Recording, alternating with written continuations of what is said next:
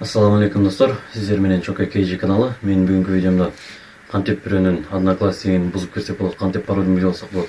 Ошол жөнүндө көргөзүп берем. Анткени мага көптөгөн адамдар кайрылып атат достор. Менин атымдан бир логин ачып, жаман сүрөттөр киргизип атат, же болбосо жаман сөздөрдү жазып атат деп атат.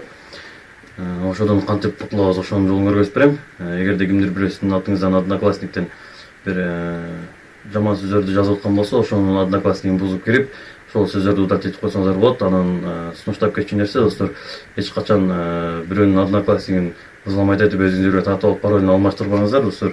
Анткени бул жаман нерсе, ар бир кылган нерсе кайра өзүгө кайтат достор. Ошондуктан өзүңөргө тиешелүү нерселерди кылгыла.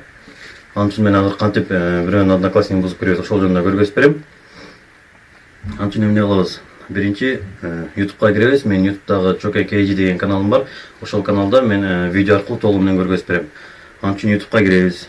Кирип туруп, поискту басабыз да Чока KG деп издейбиз. Издегенде биринчиден менин каналым чыгат достор. Ошол биринчиден басабыз. Баскандан кийин бул жакта достор подписаться деген чыгат бул жерде. Подписано дегенде. Подписаться деген чыгат.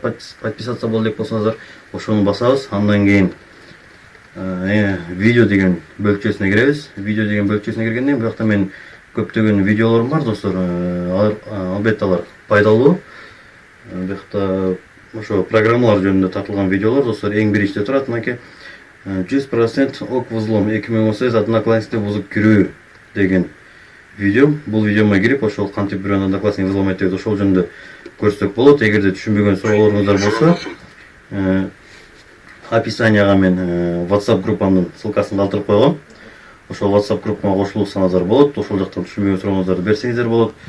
Жана ошондой эле бул жакта кызыктуу видеолор бар. Мынакей любой приложение взломлоо же болбосо телефондон акча табуу деген видеолор бар. Ошолорду көрүп, түшүнбөгөн жерлериңиздер болсо кайра кайрылсаңыздар болот.